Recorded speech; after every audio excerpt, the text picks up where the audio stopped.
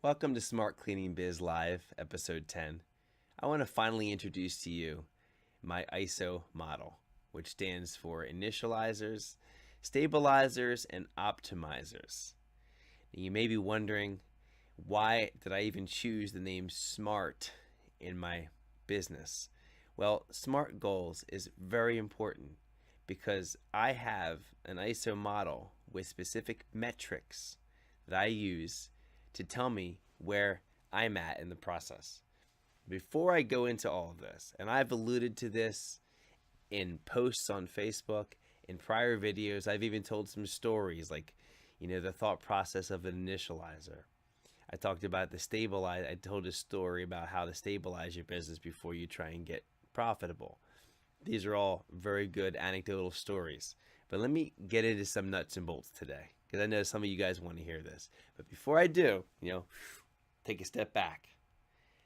I want to separate what I am doing from the masses of other cleaners.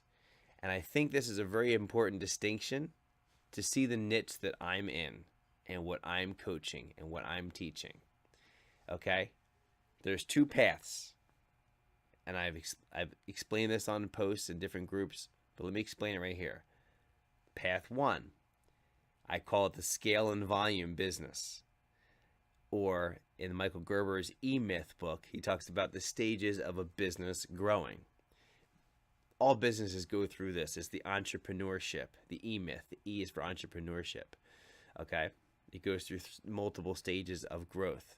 You start yourself, you build a little team, you grow, you stabilize, you get out of the business, and you don't work in it anymore. And that's what many cleaners want to pursue. Awesome. Go for it. There are some incredible coaches in different groups that teach that.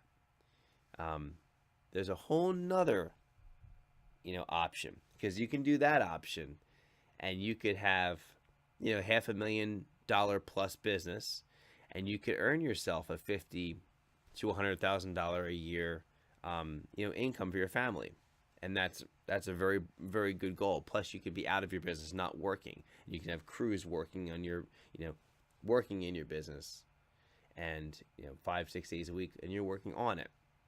I personally did not choose that. The reason why is because I'm a very creative person, and I wanted to work on other things besides cleaning. And if I was running crews, even if I wasn't physically doing the cleaning 5-6 days a week, my mind would still be on it. And I find when my mind is engaged, heavily on one area, it doesn't loosen me up creatively wise to work on the things that I really want to work on. So I wanted a different way. I pull in my previous mechanical engineering background, and I developed a new system. And this is for the people that want to remain solo cleaners or a very small team. You can do my model across the board, because if you're wanting to build a big business, you first need to have a very stable and profitable business that you run by yourself, because you need to understand how to do it before you go off and try and scale what you have. Whatever you scale, whatever business you have, that's the model, you will scale that. If you've got problems in your model, you're going to have scaled problems. If you have a smart, clean, burn-in system with high profit, high stability, and you scale that, well, that's awesome. So my system can help the person that is wanting to build the big business. That's awesome. Or they want to stay a solo cleaner. So that's my niche. It's helping someone develop the business that is very profitable. Now, let me tell you what I did. And just to give you a picture of what this could look like. So if you want to be a solo cleaner, or you want to prepare to become a big business, let me tell you about what I've done. And I haven't revealed much of this unless you've spoken with me one-on-one. So in 2005, I started my company. Well, my wife started the company, actually. And I was out of my engineering job at the same time. That next year, I got connected with real estate, which was huge.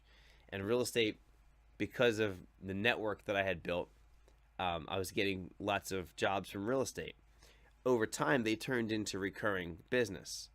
And my calendar went from where am I working to, oh, look, I have scheduled jobs. And I grew pretty quick. I added up to 5 employees and I had a little team I was building. I was pursuing that. But what I found is that my model was not good. And so I got caught as I was trying to grow because my model wasn't good. I was stuck in the middle. You have to pick one. You either have to have a great model and scale with a great business and get out of your business, or a really optimal small business over here like I have now. But if you're anywhere in the middle, you'll be miserable. Okay? So just an example of the two. I once talked to somebody that had a cleaning company.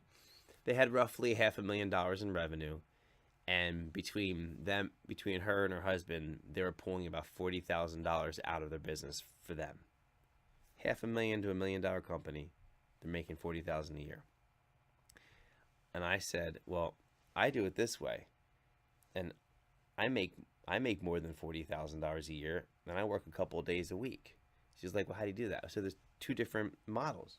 You've chosen this, but right now you need to get back in, come back down from the area of trying to grow like crazy and come back down to your model. You need to fix your model. Okay.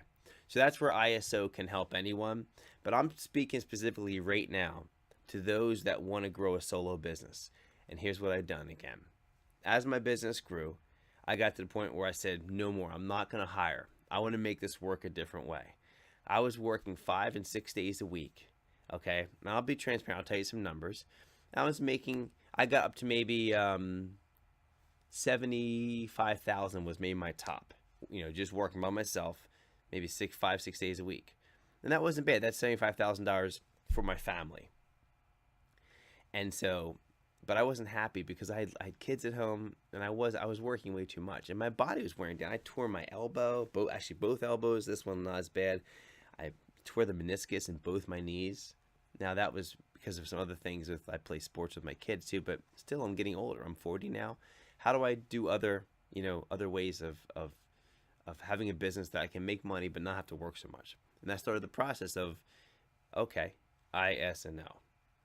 And so in 2014, I made a key shift to stop taking the pay that I was getting and start raising my rates. And as I raise my rates on all new jobs and current jobs, as I do that, I can pull back and work less. Well, here I am. I went from 5 and 6 days, and now starting here, it's beginning of June. It's a Wednesday. I'm home today. I was home on Monday. I'm home on Wednesday. I'm home on Friday. So 3 days a week I'm home, plus the weekends. I clean on Tuesdays and Thursdays. That's my schedule. And I make between 50 and 60,000 cleaning, usually closer to 60. So I'm down a little bit from the 75. But I'm working 2 days a week for close to $60,000. I'm totally cool with that. That gives me 3 other days a week to do the stuff I really want to do, which is working with you guys. I really enjoy coaching, and I also have a project that I'm working on for to help fathers. I really have a passion for that. And then of course I spend time with my family. I spend a lot of time with my family. We're a homeschool family, so we can take trips and do field trips with our homeschool. So I wanted flexibility in my life. I didn't want to be mentally or physically tied to a cleaning business 5, 6 days a week.